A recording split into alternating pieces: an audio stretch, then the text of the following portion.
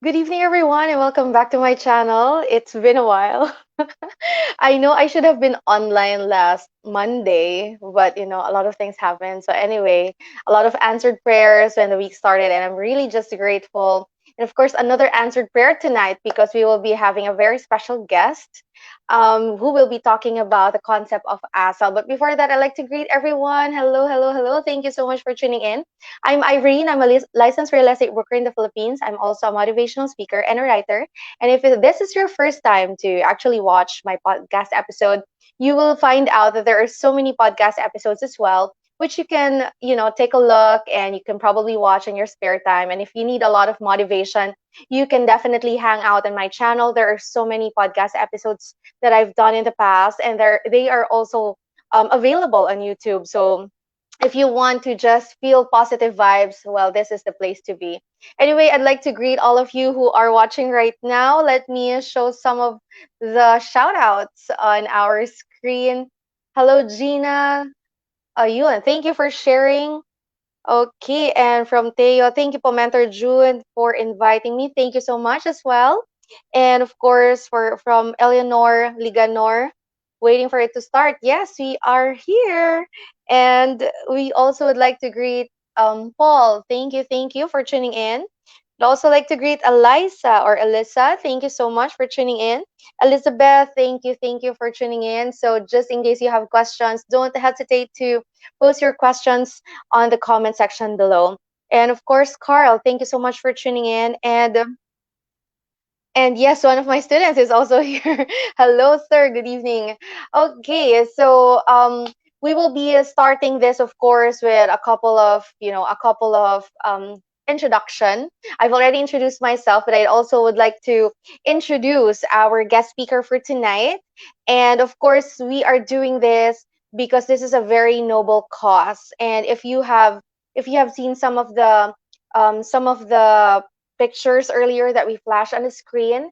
Our featured speaker, before I say his name, our featured speaker is also an author of several books. So if you wanna buy any of his books, you can definitely um, send a message to. Wait, let me operate. Okay, so you can also send a message to Mr. Nathan Garing. That's 0917-466-5296. So, of course, I'd like to greet everyone. Good evening, and let's start this conversation. Tonight, we celebrate the life and works of Dr. Felipe Landa Hocano, who we honor on his 8th death anniversary this year. And we are also expressing our gratitude with his son, Dr. Felipe Landa Hocano Jr., who is continuing his father's legacy as a professor in the University of the Philippines. Now, our guest speaker for tonight is, I call him a mentor of mentors because all of my mentors are also his mentees before.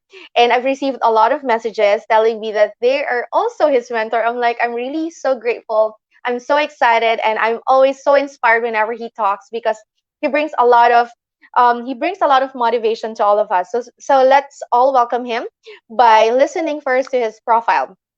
Our featured speaker has been a salesperson for almost 40 years. His first experience in sales was working as an account executive for the Philippine education company in the mid 70s. He traveled the whole Visayas and Mindanao selling books, after which he transferred to another company as a field sales manager and was later on promoted as a national sales manager. Of course, he has a very long CV. I think 1 hour is not enough to discuss all of his achievements. But I'm totally sure that most of you who are watching right now are also some of his success indicators. And let's all welcome our guest speaker for tonight, the sales guru, and everyone knows him. He needs no further introduction. So let us all welcome Mr. June Garing. Mr. G, Okay, hello, good evening. thank you, IB. Good morning, always. Basta nasa sales. Wala kaming good evening, wala kaming good afternoon, always good morning. So morning na talaga tayo matatapos ito, Ivy. That's true, that's true. Ay, batiin niyo po ang inyong mga fans at ang mga followers at mentees. Nandyan po sila sa audience. Yes, thank you. Nakita ko meron tayong special guest na observer, si Carl Estefan. Hello, Carl. Thank you for having your time. Although naka-quarantine ka sa hotel after your arrival, sabi ko it will reduce some of your boredom.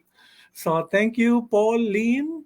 Nakita ko rin si Teo. Thank you, Teo from Baguio. Si Lynn, of course, my partner. Sa Miss Beth de Guzman. Thank you, Beth, for joining. And others, babatiin natin yan later on as they enter. Kasi marami akong inimbita talaga eh. Sabi ko, very important ito kasi ito yung pinaka-basic at saka number one requirements sa ating selling profession or selling business. So thank you, Ivy. Thank you again for inviting me to join your Wednesday empowerment. So we will empower all your participants with this knowledge and understanding. That's so true. And of course, I'd like to invite everyone to stick with us for the next couple of minutes as Mr. Garing talks about the concept of Asal. And for me as a sales practitioner, I have been in this industry for so long, but I would definitely agree with the concept of Asal because this is what should keep us going all throughout our career, not only throughout our career, but also our entire life, especially as Filipinos, that we have very beautiful concepts of Asal. So, without further ado, I will now turn you over to Mr. Garing, and I will get back to you once the presentation is done. So, for our Q&A, thank you so much, Mr. G. Take it away.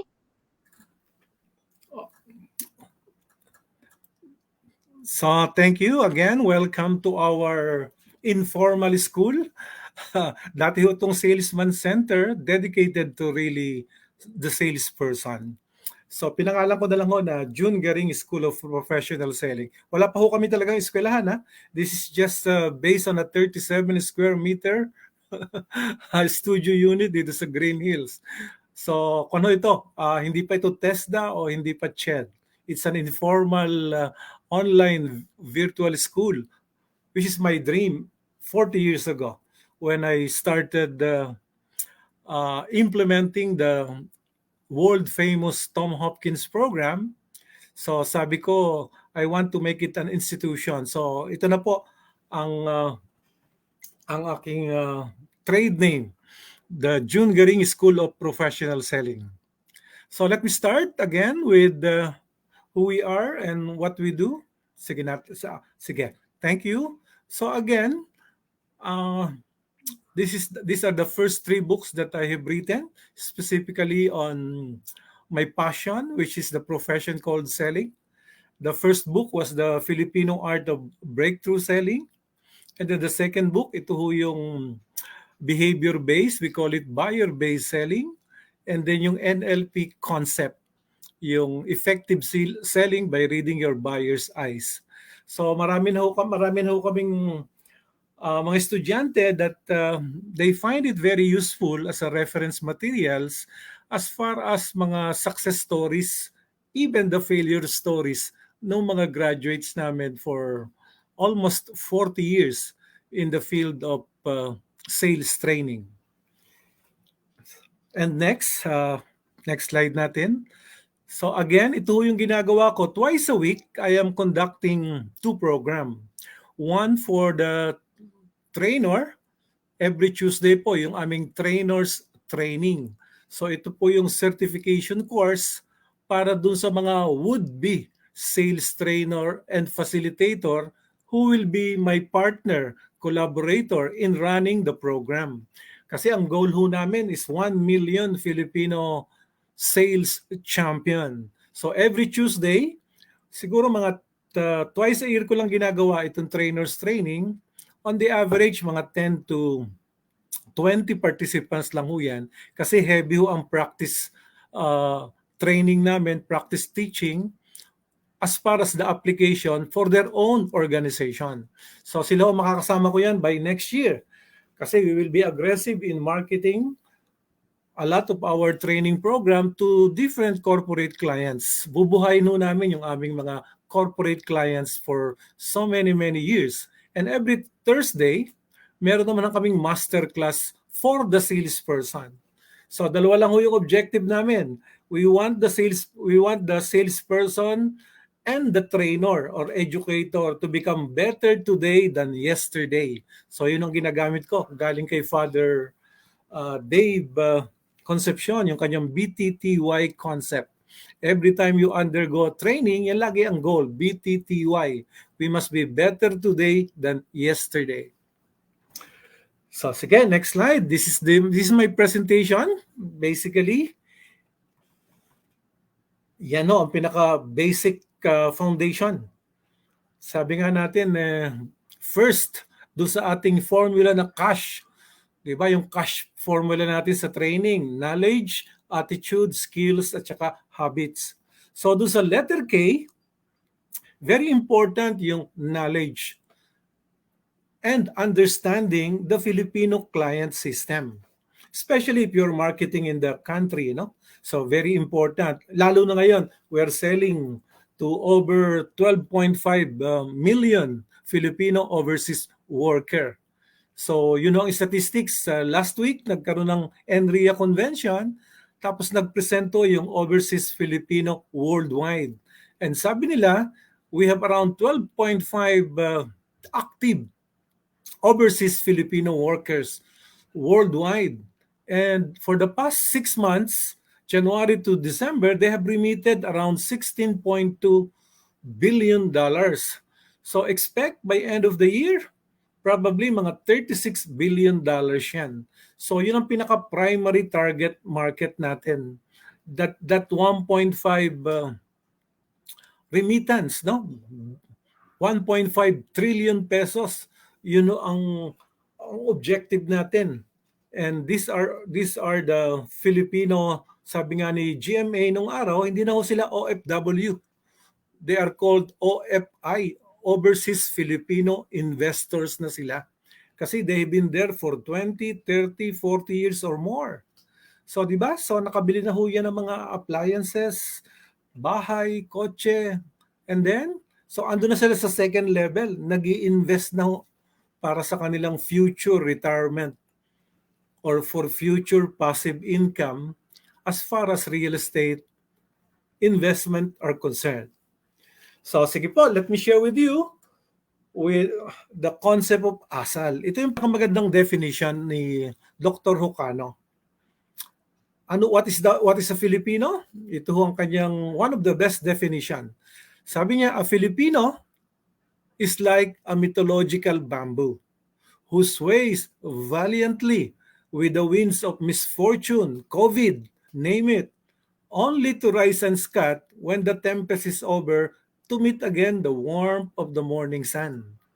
So sa definition pa lang, dito mo makikita na talagang we will not just survive, we will thrive.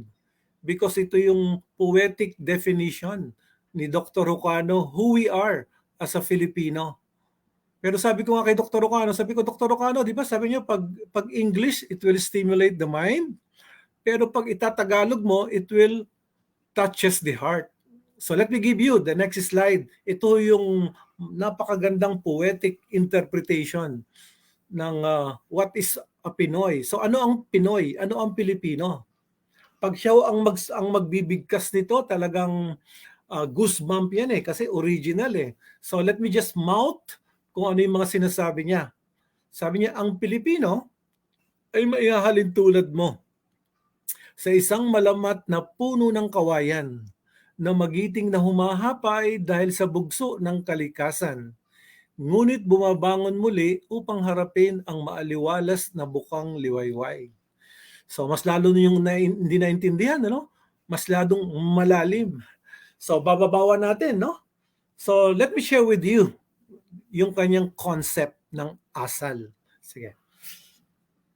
So first and foremost, selling is a social encounter. Yun lagi ang sinasabi namin. And since we are a social animal, kailangan alamin natin yung three dominant characteristics ng Pinoy. Maging nasaan ka man, kay may halo ka ng Japanese, American, European, or Asian, basta meron kang dugong Pinoy, di ba? Ito yung tatlong characteristics ng Pinoy. Number one, we are all very, very sensitive.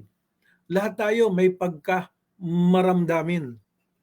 Sabi nga natin hindi mo lang nabati, ang tingin agad sa iyo, ang yabang naman nun. Para ang tingin niya, api siya.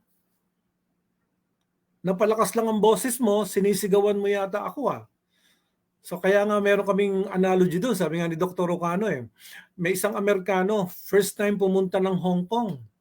Pagpunta niya ng Hong Kong, nung nando siya sa subway, paglabas niya sa subway, ang daming tao. So sabi nung American tourist, sabi niya, you Asian people, you are all small people. Sabi niya, how do I know whether you are a Japanese, whether you are a Chinese, or whether you are a Filipino? Sabi nung expert sa cross-culture, sabi niya, pag naglalakad ka, kasi ang daming tao dyan sa Hong Kong, paglabas mo ng subway, di ba? Ang daming tao dyan. Pag meron kang nabangga, at yung nabangga mo, steps backward and apologizing while bowing his head. Sabi niya, almost Japanese yan. Ngayon, pagka meron kang nabangga, tapos yung nabangga mo, non-stop, nyaw, talagang non-stop nagsasalita, probably Hong Kong Chinese yan. Ngayon, kung meron kang nabangga, tapos bigla kang sinuntok, whatever, probably that's a Filipino. So ganun daw ka-sensitive tayo. Kaya tama ho yung kay Dr. Rizal, no? Anong sabi nung kanyang touch me not? Sa Tagalog, huwag mo akong sasalingin. Sa eleksyon, ginagawa, no? Huwag mo akong uunahan. So, yan ang unang characteristics ng Pinoy. Basta Asian, more or less pagka-Asian countries, very sensitive. Not just Filipino, but karamihan sa Asian, very sensitive. Number two, second characteristics ng Pinoy, we are very personalistic. Ano sa Tagalog yon? Yung pagka-makipagkapwa. In other words, relationship. Kaya nakita niyo yung ginawa ni Dr. Ocano sa San Miguel, no? Hanggang ngayon, may royalties pa siya. Yung iba na ang may pinagsamahan. Kahit kailan, kaibigan, ito ang beer. So yun ang kanyang one of the creative advertisement when he was with a lot of advertising company para kuhanin yung concept niya. Number three, we are very familistic. Anong ibig sabihin nito? The most important person in our lives are our family. So these are the three dominant characteristics na dapat when we apply this concept, kailangan i-fine-tune mo based on these three social characteristics. Again, Filipinos are very subjective. Filipino are very personalistic. And Filipino are very familistic. So yun ang pinaka-three dominant social characteristics ng Pinoy. So mamaya, magkakaroon tayo ng specific applications. Sige, next. So, let me share with you the concept of Asal. So, masyadong malalim to. Ano yung concept ng Asal? So, ito, sabi ni Professor Randy David, ito ang tinatawag nating personal constitution. So, ito yung ating saligang pamantayan. Ito yung ating niluloob. Ito yung iyong pinagmulan. O sa English, this is your basically character. Kung sa computer, ito yung kung Microsoft, ito yung DOS mo. Ito yung direct operating system mo. O ito yung CPU mo. Ito yung central processing unit. So ito ang ating idadissect. Ito yung kanyang concept of Asal. In other words, ito yung pinaka-core values ng Pinoy. Now, after the core values, the next circle dyan yung tatlo. Di ba? Yung sinabi ko kanina, yung social characteristic ng Pinoy. Di ba? Yung concept of kapwa, the concept of damdamin, at saka the concept of dangal. So these are ang tawag natin dito, these are your pamantayan. Ito yung core values. Ito yung pinapahalagahan natin. Kaya ang palaging ginagamit ni Dr. Ocano, sabi niya, para sa mapayapang samahan. For a smooth interpersonal relationship, you have to protect these three important core values. Ano yun? Huwag kang magpipinsala ng kapwa. Kasi relationship is very important sa atin. Number two, huwag mong sasaktan ang kanilang damdamin. And third, huwag kang, sabi nga natin, huwag mong dudungisan ang kanyang dangal. So ito ho yung tatlong very important core values na in terms of our profession called selling, kailangan ipoprotektahan mo yan. And then the next, yun namang tinatawag nating patakaran. In other words, rules of conduct specific to situations. So how do we protect these core values? Sige, let's start with yung kapwa relationship. Sige, next slide. So ano yung norms? So tatlo, di ba? We'll just give you three specific situation. Group situation, what do you do in a group situation? So tatlo yung norms. So, tanda nyo, in a group situation, what do you do? Sige, ibalik lang muna natin. Doon muna tayo sa step 1, yung nasa itaas muna. Sige, thank you, Ivy. Sige po, let me just explain the how. So in a group situation, tatlo yung tinatawag na norms or rules of conduct. Para bang sa sales, how do you sell in a group situation? What do you do first? So tatlong bagay, no? Number 1, kailangan marunong kang makisama. So dapat ang treatment mo sa lahat kung group, marami kang kinakausap, dapat papakisamahan mo muna lahat 'yan. And then to protect the damdamin, the feeling, huwag na huwag kang manghihiya in a group situation. And then to protect the moral side, yung dangal, dapat you always express concern. So, yan o ang pinaka socially accepted norms or rules of conduct is specific to a group situation. Now, let's talk about one-on-one situation naman. Pag one-on-one situation, iba na yung mga norms. So, sige. Next slide. Okay, ito naman yung tatlong, di ba? Ito naman yung tatlong rules of conduct pagka one-on-one. Pag sinabi, ang decision maker dito si ganito. So, hindi na papakisamahan mo, di ba? Very specific na. Pakikitunguhan mo na yan. Kasi nalaman mo na sino yung decision maker, di ba? So, alagaan mo yan. And then, sa emotional side, kailangan meron kang tinatawag nating delikadesa. In other words, refinement or politeness.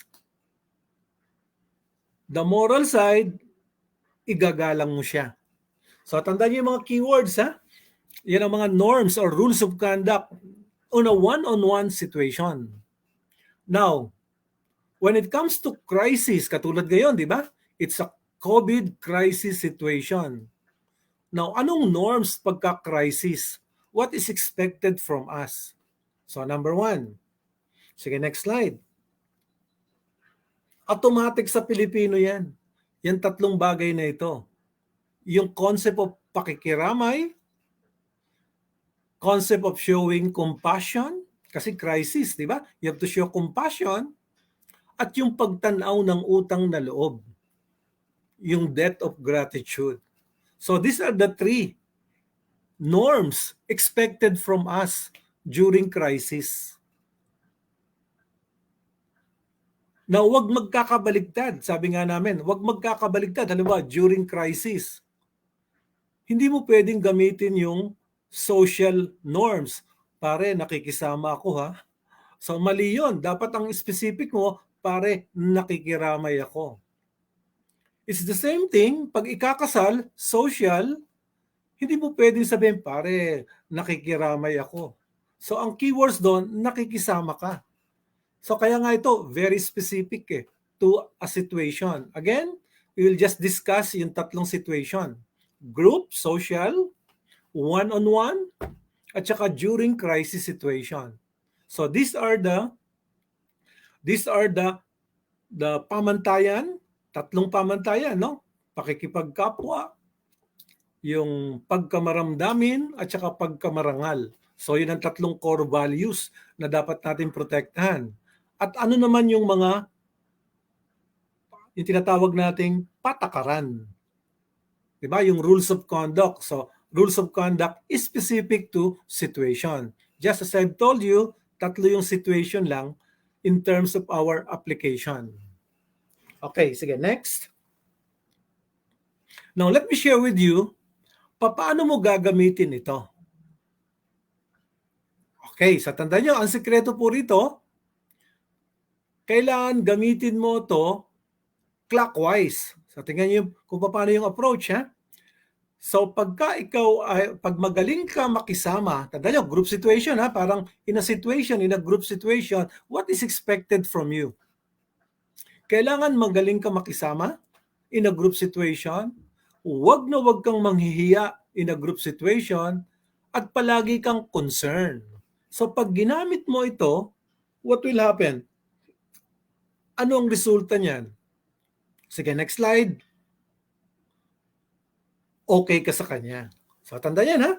Pag ginamit mo yan sa group selling situation, in a group situation, social, okay ka sa iyong kliyente. Tingnan naman natin pagka mali ang pagkakagamit mo. Counterclockwise. Pag hindi ka marunong makisama, you do not show concern, wala kang pagbabahala, at tingin sa'yo, walang iya ka.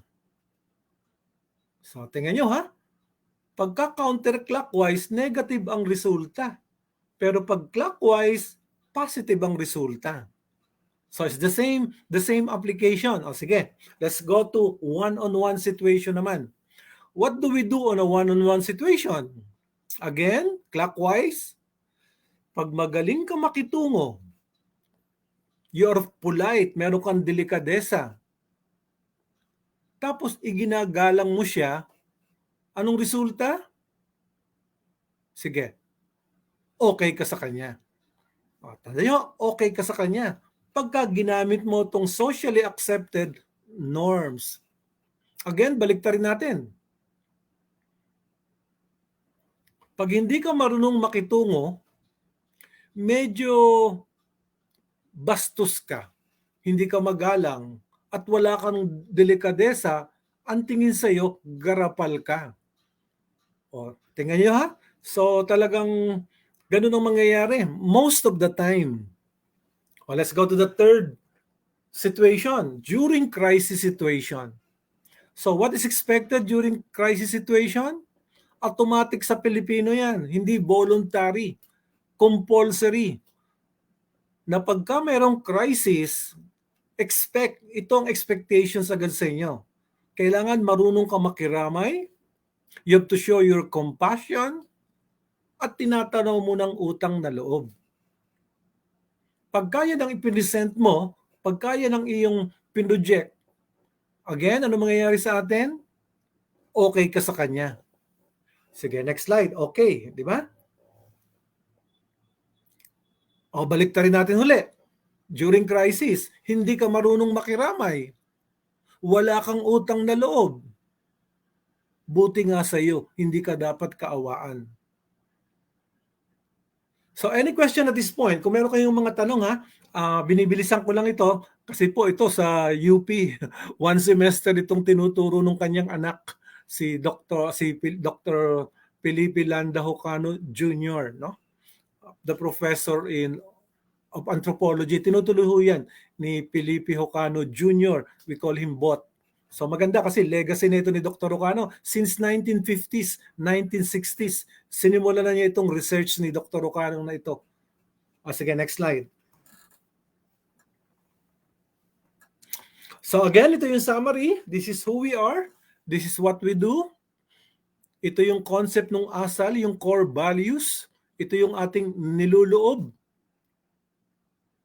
Tapos meron tayong tatlong sige, meron tayong tatlong values na dapat protektahan, 'di ba? Yung damdamin, dangal at saka itong moral. So ito yung objective natin. Pag ito nagamit ninyo positively. So kaya nga ang sinasabi ni Dr. Ocano, para sa mapayapang samahan, for a smooth interpersonal relationship. So ito yung caveat, ito yung warning. Huwag na huwag kang magpinsala ng kapwa, huwag mong sasaktan ang kanyang damdamin, at huwag mong dudungisan ang kanyang tangal.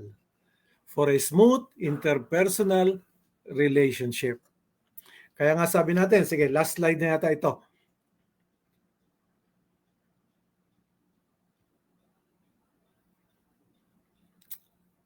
Ito galing mo din kay Dr. Ocano to, no? Kaya nga ginagamit namin yung metaphor or analogy na yung the Filipino is like the mythological bamboo. Ano sabi ng Chinese proverb? Be like the bamboo. The higher you grow, the deeper you bow.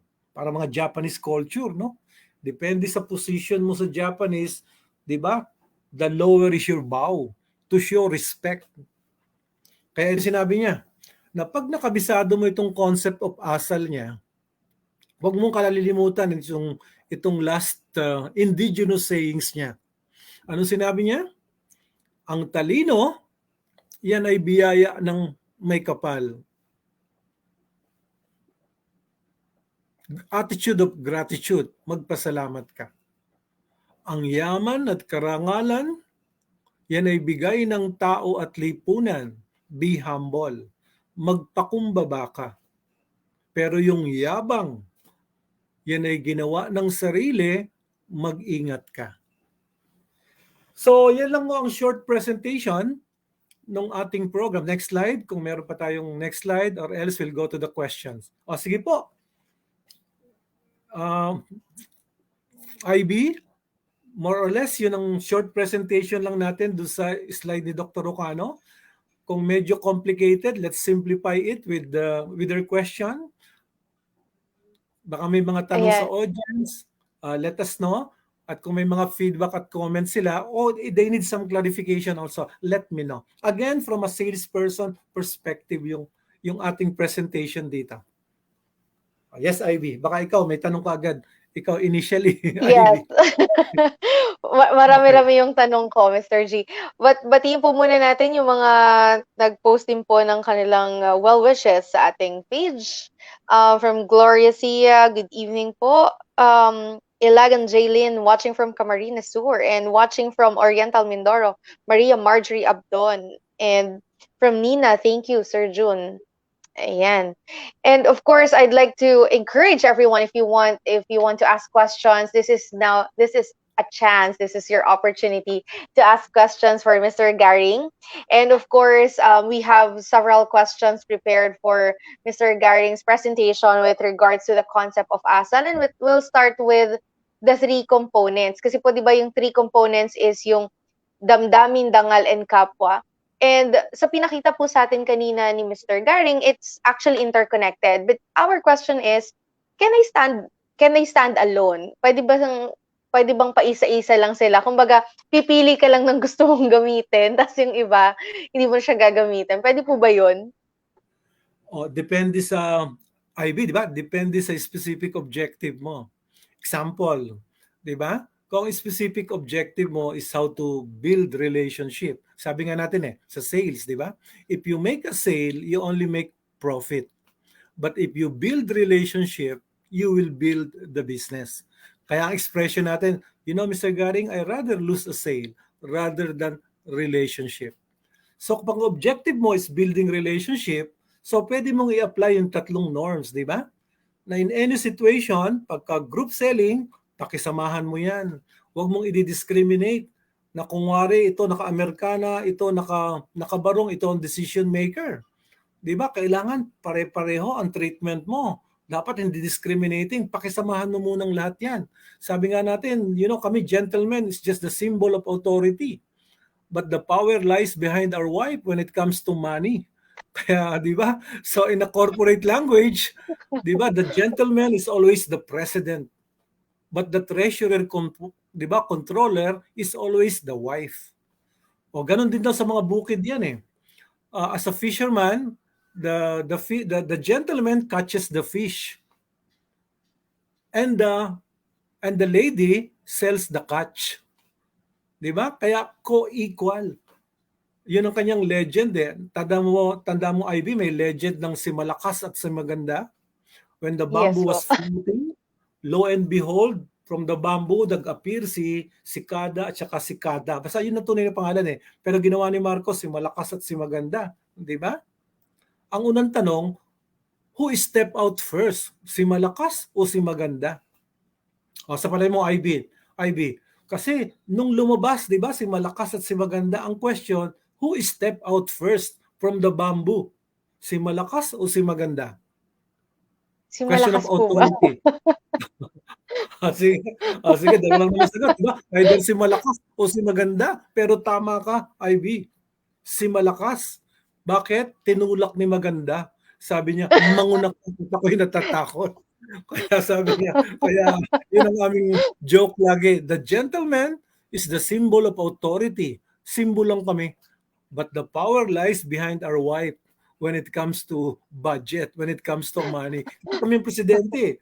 Pero ang treasurer, controller, it's always the wife. Pero ang pinakamaganda talaga, Ivy, in a general interaction, gamitin mo yung tatlo. Kasi dapat, di ba, parang coffee, 3 in 1.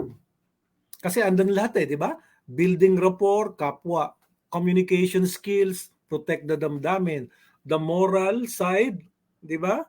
Kailangan wag mong dudungisan ng kanilang dangal. Kaya nga may joke eh. Ako ko pwede sabihin yan.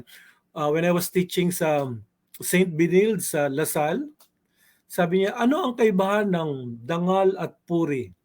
Tanungin nga kita, Ivy, para medyo light naman tayo. Ivy, Hindi ano ko ang po kaibahan alam ng yung dangal at translation ng puri? puri. Di Hindi ba, ko po alam puri? yung translation ng puri. Ano po siya sa Sige. English? Sige. Parang yun ang women's honor, 'di ba? Puri yung puri natin, yung puri ng babae. Oh, Okay. 'di ba? Pero tumaas agad yung mga lalaking kong estudyante. At sabi ng mga lalaki sa Lasal, "Sir, ang dangal ho para sa lalaki. Ang puri ho para sa babae." Sabi ko, "Bakit naman?" Kasi kami mga lalaki, ikinararangal namin na makuha ang kanyang puri. Sige, sige, baka kuwan lang 'yan, baka mayari tayo sa kanyan sa Di, okay lang po. gender Puro adults equality. naman po itong episode natin. Mga adults Kaya naman. ikaw Pero, kaya waiver ako. So basically, IB gano'n, kailangan gamitin yung tatlo. Always protect the 3 core values para sa mapayapang samahan. Smooth interpersonal relationship.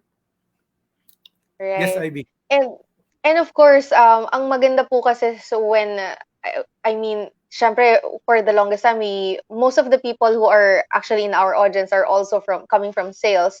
And I've noticed po talaga yung cycle. I mean, it makes perfect sense na dapat tama yung paggamit. It should be clockwise, not counterclockwise. And na-realize ko nga talaga na kapag kabaliktad yung pagkakagamit, iba yung magiging impact. So we have to use it wisely. So we have to use it clockwise, in a clockwise way. The concept of asal is based on Filipino culture. However, can foreign based sellers or foreign trained sellers also use the same concept po? Oh, yun dito makikita yung creativity, flexibility at saka adaptability nung mga nag-abroad na. Pero kahit mag-abroad yung mga 12.5 Filipinos worldwide, may ang DNA niyan, Pinoy pa rin yan.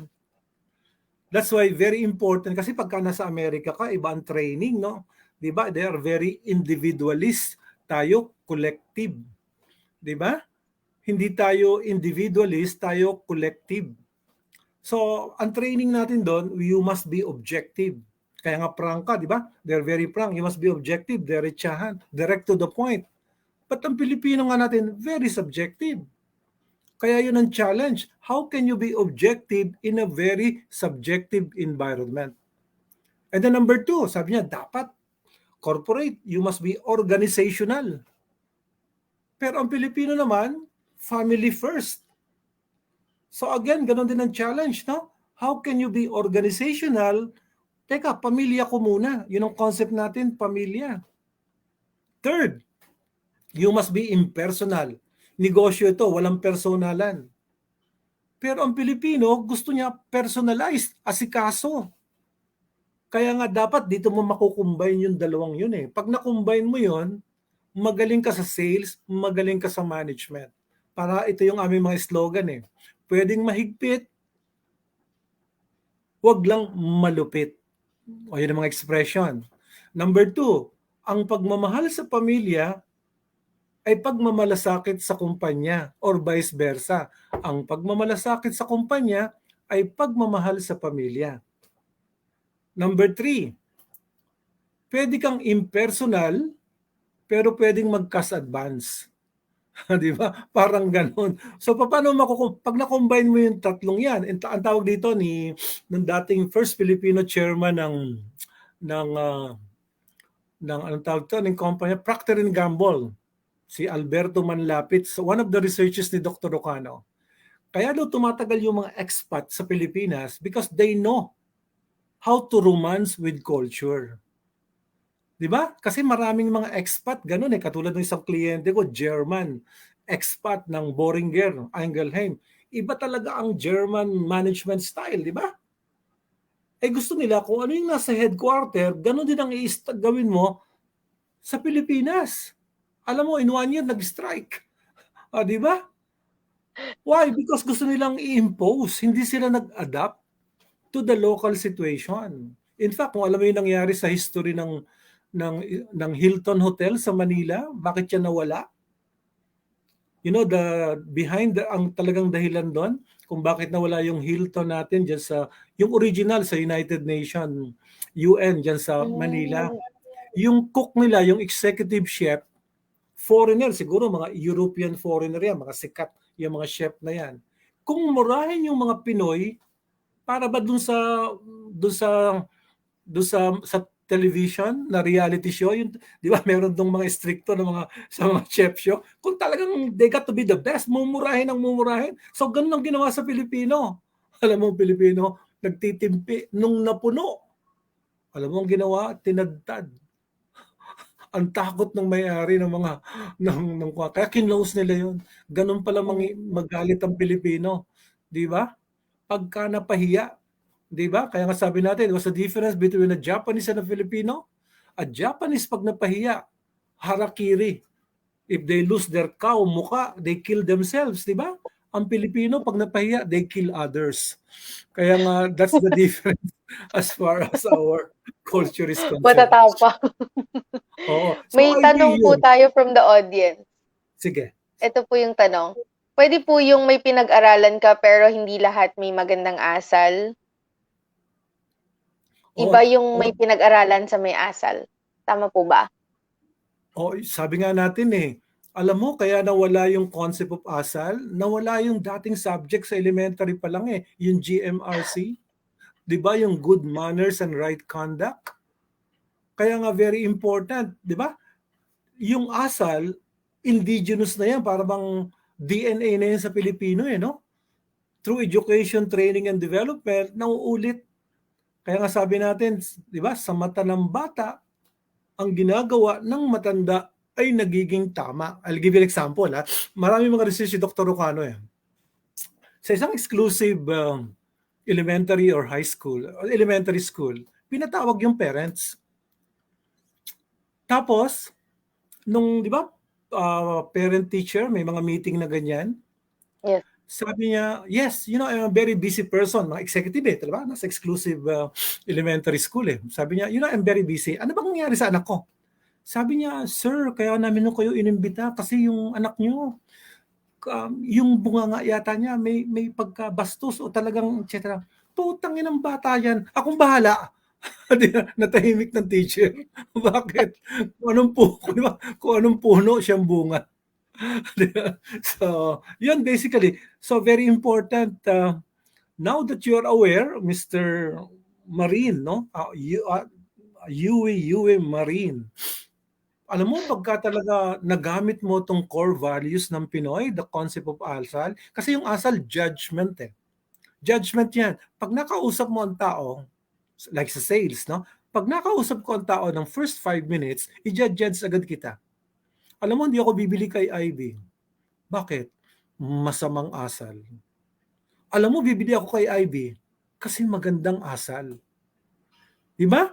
Kung mga Cebuano yan, ganun din. Alam mo, bibili ako kay Annabel, yung nanonood sa atin. Kasi maayo batasan. Hindi ako bibili. Bati o batasan. Kung medyo samar, di ba? Iba yan. Iba din yung word. Kung sa Cebuano, bati o kinaiya, sa samar naman, maayong batasan, bati o batasan. Sa inyo, Bicol, di ba? You will be judged by your marhay. Di ba? Magayon, Yeah. marhay. Kung ikaw Yes. Kapampangan, i-judge ka ng tinatawag nilang pamakyabe. Kung ikaw Ilocano, i-judge ka naman ng iyong panag-ugali. Kung ikaw naman ay Panggalatoy, ang word nila, kadawyan. Kung ikaw naman Ilonggo, i-judge ka sa iyong tinatawag nilang maayo kabubuton, bati o kabubuton. Pag ikaw naman ay taga Marawi, Muslim, you will judge by your palangay. At pag ikaw ay nandun sa Moro, Cotabato hanggang MNLF sa Tawi-Tawi, ang tawag nila palangay. So iba lang yung words, pero yun din ang ibig sabihin nun, yung din ang concept of asal. So that's how important na pagka ito rin nakabisado nila, beyond the formal education, di ba? Mas very effective sila, whether in selling or in managing an organization. Yes, IB. Ayun. I So, hope that answers talagang, the question ni Yuen. yes, Miss Maureen. I totally agree. I totally agree. Also, we have to remember yung education po natin sa mga audience po natin. It's not a guarantee of a lot of things. Siyempre, yung asal po talaga natin is makukuha pa rin po talaga natin yung sa foundation din po ng ating family. So if we have kids at home, wag lang po ituro natin, ipakita natin because sabi nga po ni Mr. Garing, kung anong nakikita ng bata, kahit na mali yan, sa mata ng mga bata, tama yan kasi ginagawa din ng mga magulang. So, little bit of a reminder for all of us, especially for the parents, no? Kasi tayo po ang flag bearer ng asal, yung mga adults na nasa loob ng bahay, tayo po ang flag bearer ng asal sa ating household. Ayan. So, meron pa pong isa pang question. Bakit po kaya nawawala ang asal ng iba from Sonia? Okay, so thank you, Miss Aliado. So actually, nandiyan na yan eh. Hindi nga lang nabibigyan siguro ng attention. 'Di ba? But everything is there. Alam mo, ginawa na yan eh during the past many administration. It so happened na during the time of President Marcos, ang kanyang kinuha as consultant ng PICAS sa UP, Presidential Center for Advanced Studies, si Dr. Hocano. Kaya kung napapansin nyo, going back to our generation, yung mga speech ni Dr. Hocano, talagang si Hocano is behind yung "This nation will be great again."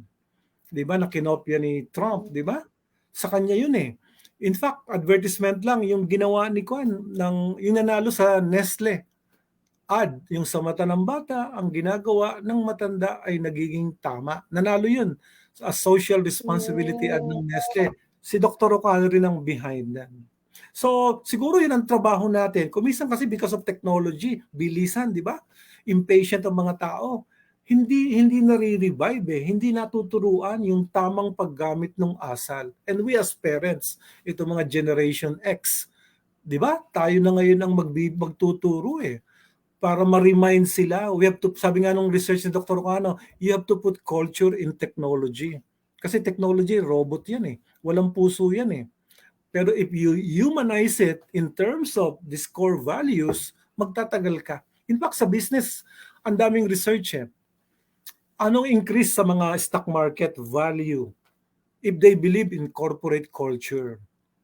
Sabi niya, those who do not believe, yung mga successful organization, mga 71% lang ang increase ng kanilang value in a period of 15 years. No? On the average, 15%, 75% lang. But those who put corporate culture in an environment, you know how many? 901% ang increase ng value because they have this corporate culture, the way they behave. 'Di ba? Meron silang ginagawad na yun ang one of the latest book ni Dr. Ocano eh, towards developing a Filipino corporate culture of excellence. Yes, Yes. Ivy. Thank you so much, Mr. Garing. And yes, I totally agree din talaga. It's not it did not disappear. Hindi siya nawala. It's just that siguro po dahil nga po paulit-ulit na po kumbaga paulit-ulit nag-evolve yung ating culture, may mga ibang nakakalimutan na but it never disappeared for as long as we know what our culture stands for. Alam natin yung mga values. And we have another comment from Kelsey Bells. Ang haba ng message. No offense meant to the generation today. Pero sir, is there any way pa na mabago yung asal? Ano to? Yung asal nila, sorry, ang haba. Usually growing up, we groom our kids to what is right from wrong. Pero since ibang-iba na yung generation today, if they are with their friends or classmates na due to peer pressure, unfortunately, yung iba na influence na talaga negatively. Like anyone can say these days na iba na yung asal ng mga bata noon sa mga bata ngayon. Ayan. So ang question is there any way na mabago yung mga asal nila for the new generation? Okay, one of the core values talaga nila yung kapwa. In other words, you are inside somebody. So ano ibig sabihin nun? Kapwa ko, mahal ko. Meron tayo as parents, di ba? Meron tayong role and responsibility. You know, just to add yung kaninang question, meron akong isang kliyente, training manager yon, raised, born sa Amerika. Sabi niya, nung nag-aaral siya sa Amerika, college, naghahalikan yung mga classmate niya. Pero siya, para bang naiilang siya, hindi niya maintindihan. Ano, nung naka-attend siya nitong core values, sabi niya, ay Pinay ka pa rin iha.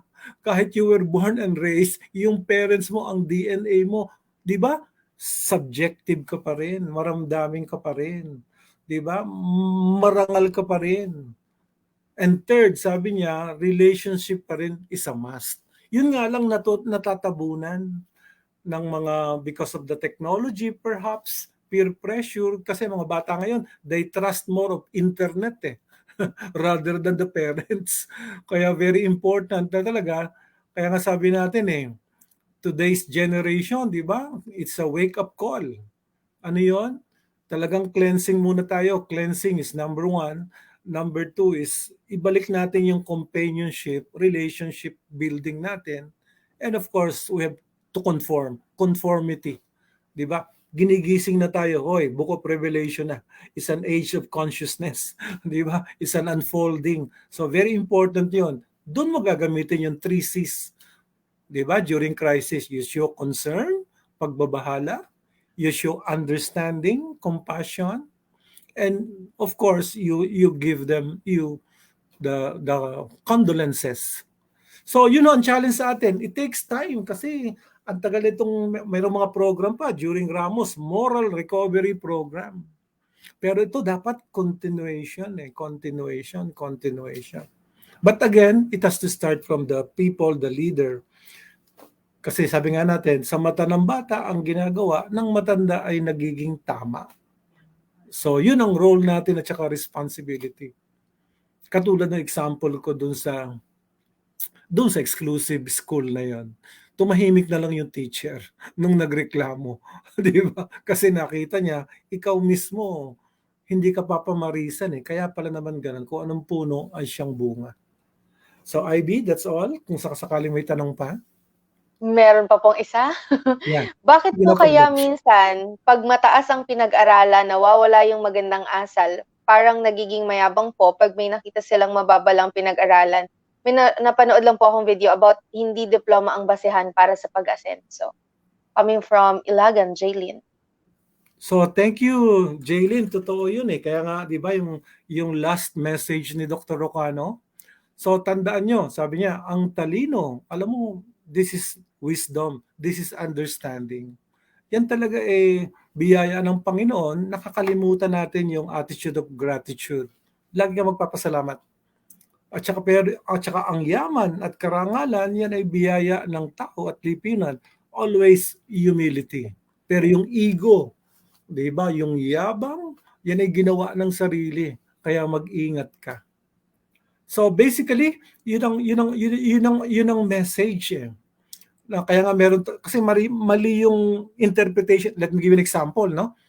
Yung the word crab mentality, ano? Siguro naririnig mo yan. Bakit ang Pilipino, pag umaangat, pag yumayaman, nawawala na, etc. Kasi may crab mentality, crab mentality. Alam mo, ginawa ni Dr. Ocano? Nag-research sa 4 na palengke. Kasi kawawa daw naman yung alimango. Di ba? Na ang alimango daw, pagka umaangat, di ba, naghihilahan para bumaba. That's a negative interpretation. You know what he did as an anthropologist? Nag-assign siya ng 4 na team. Pinag-aralan yung alimango, di ba? Doon sa 4 na palengke, sa Q-Mart, basta 4 na palengke yan, sa farmers, etc. Pinag-aralan na daw, wala silang ginawa kundi obserbahan. Ang kapit alimango ba ay kapit upang ibaba ang kapwa? Mali. Ang tunay na kapit Mm. na alimango, di ba, ay sinasabi na pag umangat ka, sumisigaw, dalhin mo naman ako sapagkat tinulak ka namin para umangat ka. So nagtutulungan sila. So ang kapit talangka, ang Ah, kapit alimango, hindi para ibaba ka, pero sumisigaw na, hoy, yumamang ka lang, nagkapera ka lang, etc. Di ba? Mukhang yumabang ka na. Nakalimutan mo naman kami. Pa-burger naman dyan. Di ba? Isama mo naman kami kasi tinulak ka namin. So basically, yun ang sinasabi. Yung, di ba, ang taong hindi marunong sa, di ba, lumingon sa pinanggalingan, kung sino mga sumuporta sa iyo, nawawala yung attitude of gratitude. So, yun basically, Jaylin, ang interpretation. It takes time. Siguro pag inulit-ulit lagi natin yan. Sabi nga natin eh, parang si Hitler, a lie that is told 1,000 times it becomes a truth. So gawin naman that's natin true. yung positive na 1,000 times, 'di ba? Yeah. Para more or less mas reality. Kaya It's tayo it's may a habit. responsibility. Yeah, it To takes start with habits. mm, so Ayun. Nagiging mayabang. Pero also, another thing, on another perspective, from another perspective naman, minsan we only feel na parang nagiging mayabang just because parang hindi na tayo napapansin siguro. Kaya nga, di ba, one of the key elements earlier na sinabi ni Dr. Hocano, is sensitive talaga ang mga Pinoy. So, ayun po. In fairness, I also would like to say sorry to those unanswered messages. Ngayon, bigla ko lang naalala kasi may nag-call out sa akin, hindi daw ako sumasagot sa messages. Hindi po, wag po tayong masyadong sensitive. Kasi minsan, talagang hindi lang po siguro tayo din napapansin. Pero nevertheless, I agree that we should always remain humble no matter what because our success is not, hindi po kasi ako, Mr. Gary, hindi po kasi ako naniniwala sa self-made. Naniniwala po ako nagiging successful po ang mga tao dahil po sa collective efforts sa mga tao sa paligid niya at sa mga mentors niya. I will never agree to being self-made because I believe that everybody is a product of their mentors of the one and of the ones before them. So I would always say that na wala dapat tayong karapatan magyabang kasi tayo ay produkto lamang din at dapat ay tayo ay nakakatulong sa ating mga kapwa.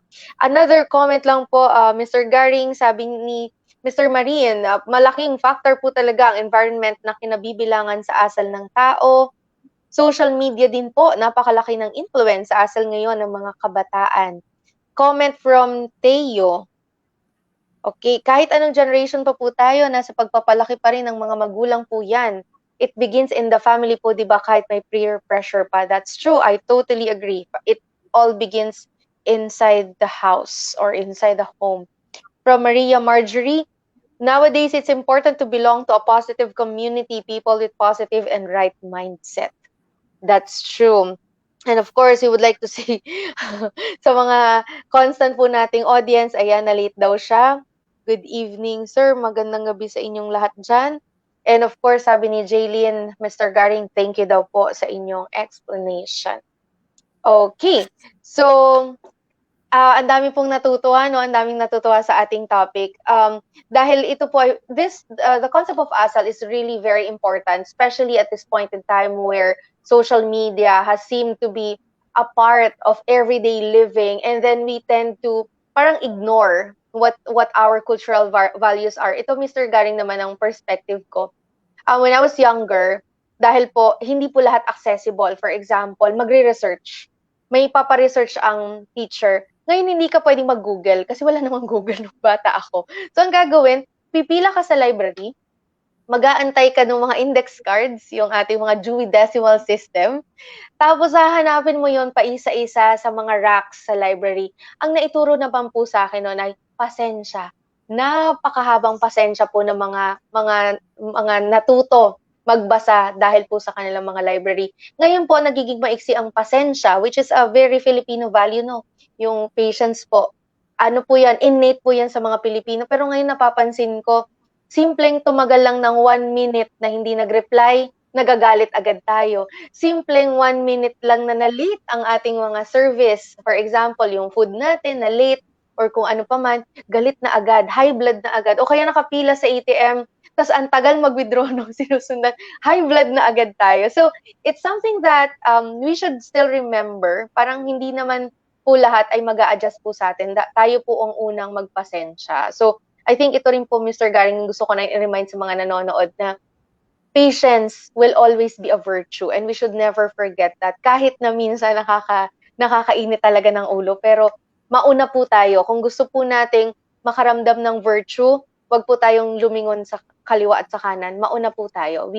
Every virtue or every value should start with us, especially as Filipinos na talagang very very strong po yung ating cultural values. Ayun. So meron pa pong isa, comment. May isa pa po yung pag-treat or masama ang ugali ng aso daw. Di po ba very loyal and loving ang mga aso? Hehe, sorry po. Dog lover lang. I agree. Ano bang masasabi niyo, Mr. Garing? O kaya estudyante natin yan si Gina, based in Japan. Thank you, Gina, for joining, Miss Gina Sasaki. Kaya nga, very important yung ating statement galing kay Tom Hopkins. Yeah, di ba? First and foremost, we are all in the people business. Di ba? So, tao ba yung customer natin? Yes. Ang second question, paano nyo malalamang tao? May asal. Pag walang asal, tama ka, hayop yun. Di ba? Kaya nga, that's the key word eh. Pag may asal, di ba? Pag may asal, tao yun. Pag walang asal, hayop talaga yan. Kaya nga, very important. Again, everything is perspective. How do you look at the positive? Always on the positive side. Tingnan mo, from a Western perspective na individualistic, iba ang tingin niya kasi nga ang training nila ever since elementary, high school, college, talagang individual eh. Di ba? Ang tingin natin agad sa Pilipino, masyado namang hambog to, masyadong prangka. Kasi nga hindi siya Pinoy, di ba? Kaya ganun talaga ang culture nila eh. But that's why they have to adapt. They have to romance with culture. Kasi ganun ang approach nila eh. Eh tayo, collective. Di ba? Kaya dun mo makikita yung observation. Kaya the key talaga is balance eh. Kaya sinasabi natin, ang Pilipino, KSP, kulang sa pansin. Di ba? Pag hindi pinapansin, ang tingin sa kanya, api siya. Ang ibig sabihin doon, KKP ang solusyon. Ano ibig sabihin nun? Ang gusto niya, kahit konting pagtingin. Pag sumobra naman yung iyong tingin, aabusuhin ka naman. Pag hindi mo napansin, ang tingin sa kanya, api, kasi hindi siya pinansin. Pag sumobra naman ang pansin, aabusuhin ka naman. Kaya yun ang balanse. Everything is balance. The way you will apply it. That's really the key. Paano mo balanse ito? Diba? Parang sa management, how can you be objective in a very subjective environment? How can you be impersonal when the expectation is asikaso, personalized? How do you create an organization pero ang concern, family ko muna? Kaya tama 'yun. I-advertise ko lang IB kasi yung ating guest si Mr. Yung ating foreigner si Mr. Estefan, Carl Estefan, may tatlong eskwelahan yan. May foundation sila sa Pilipinas. Ang pangalan ng school nila, Virtue. Virtue School. Nakapagtayo na sila ng tatlong eskwelahan doon sa Wow. aming probinsya. Sa Nauhan at Mm. saka sa Bulalakaw. Talagang value, parang it's a value formation. Mga bata. In fact, tinrain na rin yun namin yung mga bata. We went there sa Mindoro. At saka kanina, si Jay, alam ko, maganda yung, may isa kong kaibigan na trainer, si John Calob. Very successful. Nagtayo siya ng success community. It's a mastermind alignment para laging positive kasi nga the environment are full of negative, di ba? Sabi nga natin, bad news is good news in journalism. It sells. It increase the advertising rate, di ba? Kaya nga tama si advertisement na rin, si Andy, yung kaibigan natin, real estate news. Doon ka makakabasa talaga, anything on real estate, good news talaga. Anything good news, it creates a thrill of gain. At it induces action. Anything bad news, it creates fear. And it induces inaction. Kaya nga very important yan. Kaya nga sabi natin, wala tayong weekend. Ang tawag natin yan sa real estate is strong end. Kasi tripping yan eh, Saturday and Sunday. We don't call it weekend, it's a strong end. Oh. That's true. I'd also like to greet our. We actually have several American friends in the audience, but one of those is Dog. Hi, Dog. Thank you so much for tuning in. I think he is in Europe. I'm sorry, I lost track where you are now, but he's American. So thank you so much for tuning in. I know that you are losing too much in the translation, but anyway, I'll give you I can give you I can give you a brief about what happened so that you will be able to understand the concept of Asal. Okay, so our podcast for tonight. He's also one of our constant viewers in our podcast episodes. Thank you so much, Dog. I know we have different time zones, but thank you so much for tuning in. Okay, and of Maybe, course, excuse me, may yes, recommendation ako. Maybe, bilhin nila yung libro. Available na yung mga libro ni Dr. Ocano. He has yes, 36 books on Filipino values. Lalo na yung Filipino worldview. Di ba? So, nandiyan yan yes, sa mga yes. Amazon. Nasa Amazon na yan. Eh. In fact, ang Library of Oh, Congress bumili ng 500,000 copies yata kay Dr. Ocano para lang oh, doon sa mga wow. Filipino-American heritage. No, siya lang ang nakapag-supply ng Filipino books, yung Library of Congress.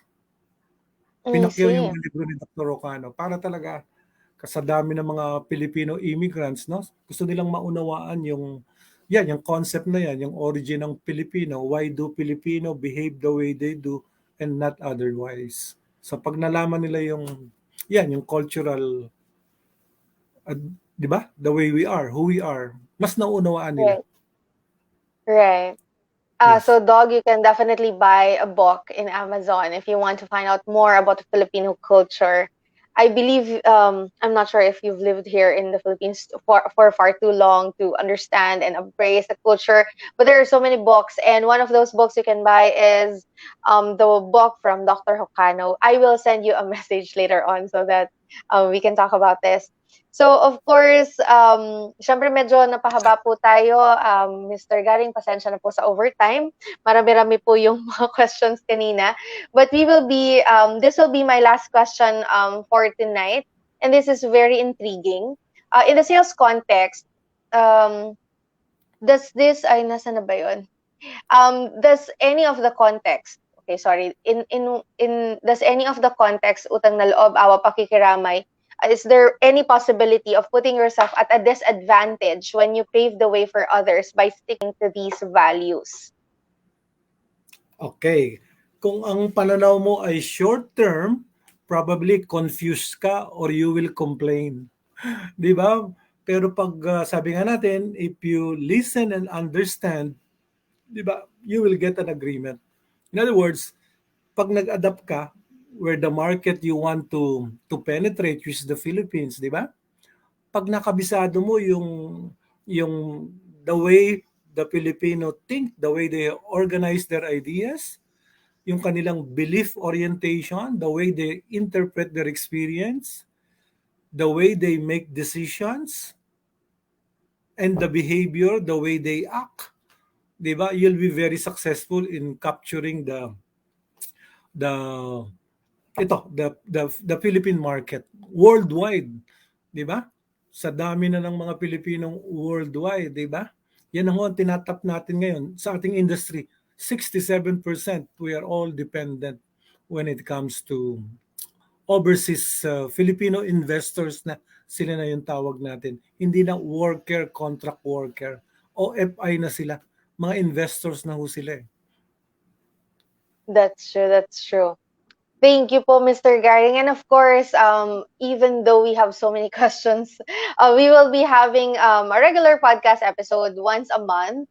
Okay, para po mas ma-encounter po ninyo ang mga positive vibes ni Mr. Garing. We will be having a regular podcast episode every month, featuring one of his books. So once again, thank you so much, Mr. Garing. And before I ask for your final remarks before our show ends, I'd like to flash on the screen um, the books po that are available in the market. Ayan, ayaw mag-share. Hold on. Let me share my screen. Okay, so that you will see it. Ayan, so we have buyer-based selling. We also have the Filipino art of breakthrough selling and effective selling by reading your buyer's eye. So these are all available for sale. Please contact Mr. Nathan Garing. That's his on Facebook Messenger. You can also call 0917-466-5296 for any orders. Please please get in touch with Mr. Nathan if you want to buy any of his books, and also available din po ito sa bookstores. Tama po ba, Mr. Garing? As of now, puro mga e-book version tayo. Limited Ebook. na lang itong mga soft copy or hard copy. Mhm, So, ayun. So please get in touch with Mr. Nathan Garing if you want to buy any of the books.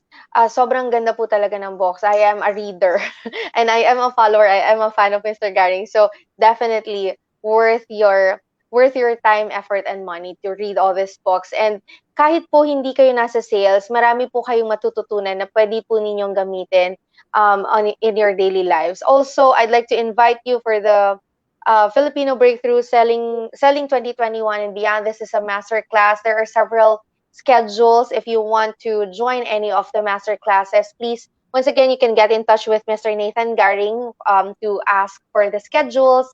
And if you also want to, meron po kayo, di ba, mga parang intro classes. So you can get in touch with Mr. Nathan Garing. Again, that's his phone number earlier. Ayan po yung kanyang mobile number. That's 0917-466-5296. So, ayun, please get in touch with him for any schedules or any of the books. And so, Mr. Garing, I'd like to ask for your message for our audience for tonight before we end the show. thank you, Ivy. Thank you dun sa mga invited students ko. Nasabi ko, mag-join sila itong as a follow-up coaching or follow-up session natin through your podcast, Ivy. I hope we can make it at least once a month para more or less meron tayong maalalayan natin yung mga graduates natin dito sa larangan ng sales at saka sales training. So, yun po, twice a week, meron kaming regular program every Tuesday. Ito ho yung trainers training. Ito ho yung certification course. 6 module po yan para maging kapartner ko kayo sa makapag-train ng 1 million Filipino sales champion in the next 3 years. And I know because of technology, I cannot do it alone. I need your help. We need this. Sabi nga na yung isang expert, professional selling is one of the skills na pag natutuhan mo yan, luckily, kung matuturuan natin itong overseas Filipino workers na ibenta ang Pilipinas, na na bumisita yung mga amo nila, na di ba, as a tourist destination, and then later on, mag-invest sa atin, di ba? Mas marami ho tayong magagawa. Again, I cannot do it alone. We need your help. Basta yun ang ating objective. Let's sell the best, yung hindi tayo mapapahiya, the best Filipino product and services to the world with the DNA, TLC, Filipino Brand of Service Excellence. Proven na ho yan natin. So, yun ang ating advantage. So, thank you, IB. Again, daghang salamat sa Cebuano, sa mga umattend. Tosya, Sisye. Thank you. Thank you, Thank you, Mr. Garing. And of course, I'd like to thank everyone who joined us in our podcast episode. I really appreciate you guys. You can also check out other podcast episodes if you want to feel good vibes or positive vibes. Hindi lang positive sa COVID, wag yon. Dun tayo sa positive vibes.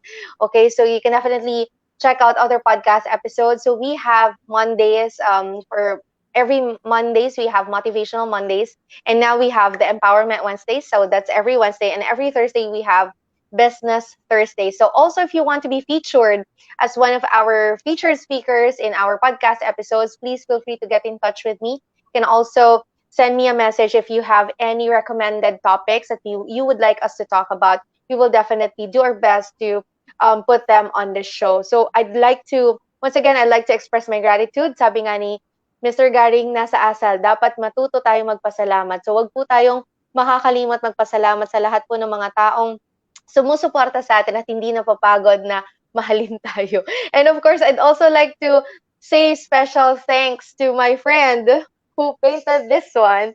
Ayan, nasa likod ko. Thank you so much, Renally. You can also visit her page. She's a painter. Ang ganda-ganda ng mga paintings niya. You can visit Art by Renly, that's on Facebook. So avail of her paintings. Yan, habang medyo mura pa.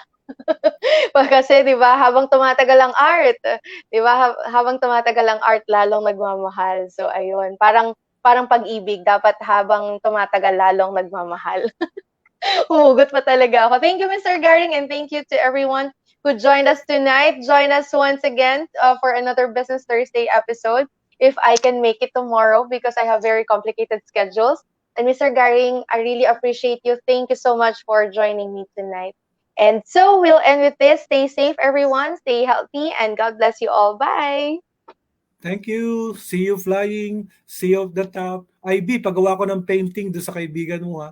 I-capture Yes. niya yung profile of a Filipino sales champion. Para Oh, meron na rin akong wow. background. Para meron na rin akong background. Random Hindi ko painting. yung profile. Okay, thank you, thank you. Yes. Well, Okay, thank see you you. Thank you, again. everyone. Thank you, Mr. Garing.